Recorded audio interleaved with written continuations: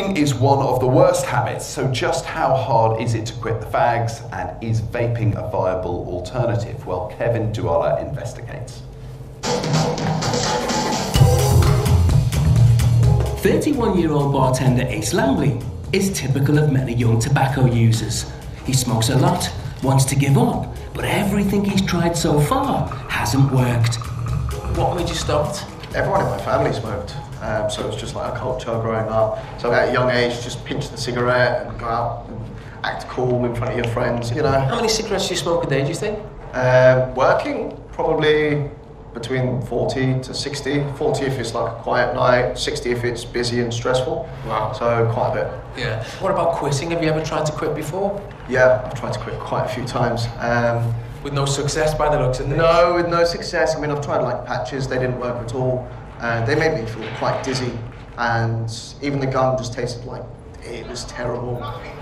So I just ended up going back to cigarettes every time. And in the wake of the coronavirus epidemic, quitting tobacco has never been more important.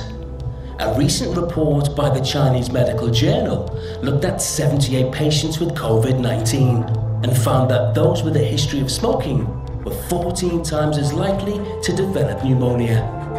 But when it comes to kicking the habit, vaping might help Ace to say goodbye to cigarettes for good. For many medics, vaping could be a game changer for failed quitters. That's because it gives the same nicotine hit, but with a lot less of the harmful substances, like tar or carbon monoxide. But not all smokers are keen. Many cite media reports which say it's as harmful for you as smoking, or even worse. We know smoking's bad for us, but what do you know about vaping? Not a lot, to be perfectly honest, because you're smoking a liquid. And what does that do to your lungs? Can it give you any diseases other than cancer? And yeah, it's just so many questions to be answered. E-cigarettes work by heating a nicotine liquid that is then converted to a vapor or mist that the user inhales. But do they contain other ingredients smokers should be worried about? I'm meeting Dr. Nick Hopkinson, a medical director of the British Lung Foundation, to find out more. What are the main differences in the chemicals and the ingredients between cigarettes and vapes? So I guess the main difference is that when you smoke a cigarette, you're inhaling tar and carbon monoxide, which are very toxic. When you're vaping, the vapor doesn't contain the toxic chemicals that are in cigarette smoke, or they're present at much, much lower levels. So that's the basis for this idea that vaping is much, much safer than smoking. The reason that people smoke is because of nicotine, and what vaping is doing is it's providing a way of getting nicotine, but without most of the toxins that go along with smoking. I want to know what Dr. Hopkinson makes of those rumours saying vaping's as bad for you as smoking. It is confusing, and one of the things that's happened over the last sort of 4 or 5 years is that the proportion of people who think that vaping is more harmful than smoking is actually going up, even though that's absolutely not what the science says. So there are two really simple messages. Vaping is much, much safer than smoking, so if people switch from smoking to vaping, that's a big step forward to their health. For people who don't smoke, don't start vaping. A study funded by Cancer Research UK revealed that around 6 in 10 smokers thought that e-cigarettes were as bad for your health as smoking. There's a really important context behind this. There are still 6 million people in the UK who smoke, and about a third of people who smoke have never tried an e-cigarette. So they're missing out on something that might help them to quit smoking completely. While someone who doesn't smoke at all should never be encouraged to take up vaping, the heavy smoker Ace, giving vaping a go for 4 weeks might be the key to quitting long term. And to give him even more incentive, I've brought him to meet Dr. Hopkinson to show him just what effects his up to 60 a day habit is having on his body. So Ace, have you been smoking today? Yeah, I've been smoking quite a lot today. Dr. Hopkinson is going to test the carbon monoxide level in Ace's body, as smokers generally have much higher levels than non-smokers. So what kind of levels would you be looking at there? We'd expect it to be somewhere between 10 and 20 parts per million when you breathe out. How does that differ when people vape? There's a liquid that is heated up and vaporizes, but nothing's being burnt, so you don't get the products of combustion. You don't get soot produced, and it doesn't produce any carbon monoxide. Okay, should we do it? Fine. So, a bit of a breath in and just hold your breath. It's just counting down there. When it gets down to 0, just blow steadily into that. Carbon monoxide is a poisonous gas that is inhaled when you smoke. I ran out of breath. Okay, so that's 14 parts per million. So a non-smoker would be kind of down around about 6, light smokers 10. So you're up there into kind of smoker getting up into sort of heavy smoker levels there. So every day that you're smoking, your blood isn't able to carry as much oxygen as it would be if you were breathing clean air. So Ace, a reading of 14 there, what are your first thoughts? I mean, I know that cigarette smoking isn't good for you and it gives you cancer and such, but I don't think a lot of people actually understand what it does to you. Does it help that you can visualise that gas latching onto your blood cells? Because that's what I was thinking. That's why I can't hold my breath for that 20 seconds, for example.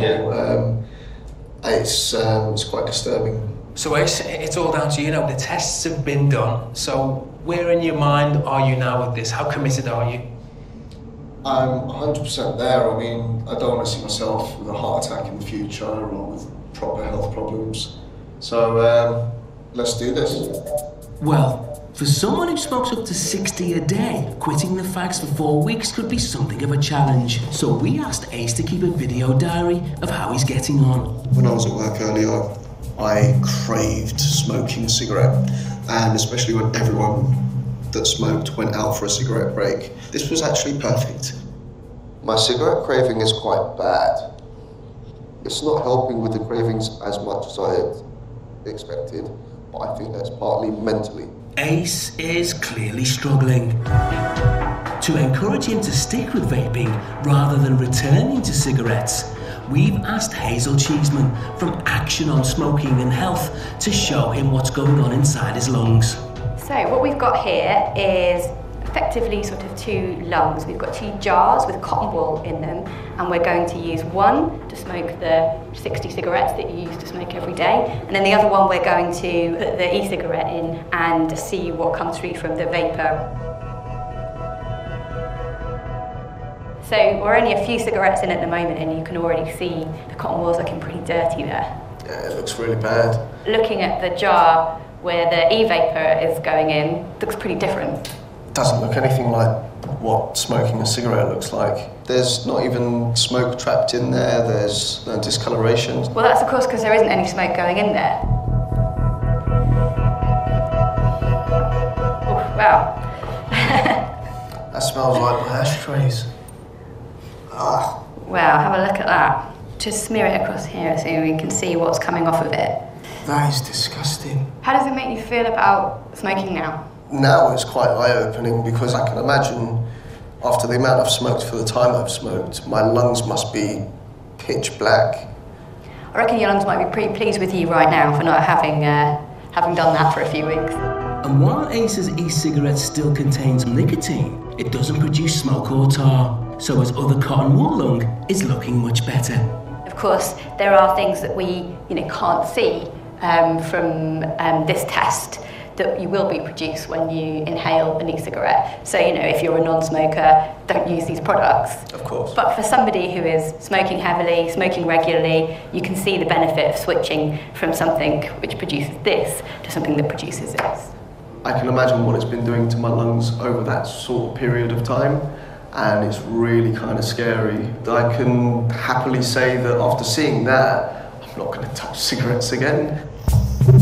Ace was as good as his word and stayed off cigarettes. Happy days and happy vaping. Since the coronavirus has forced us all to keep our distance in public places, he hasn't been able to return to Dr. Hopkinson, the medical director of the British Lung Foundation, to see if his health has improved. But 5 weeks after swapping his packet of fags for an e-cigarette, I'm catching up with him to see how he's been getting on. Via video call, of course. Ace, how have you been? Not too bad, how are you? Yeah, I'm very good, thanks. I guess the important question is how have you been feeling since you've been vaping?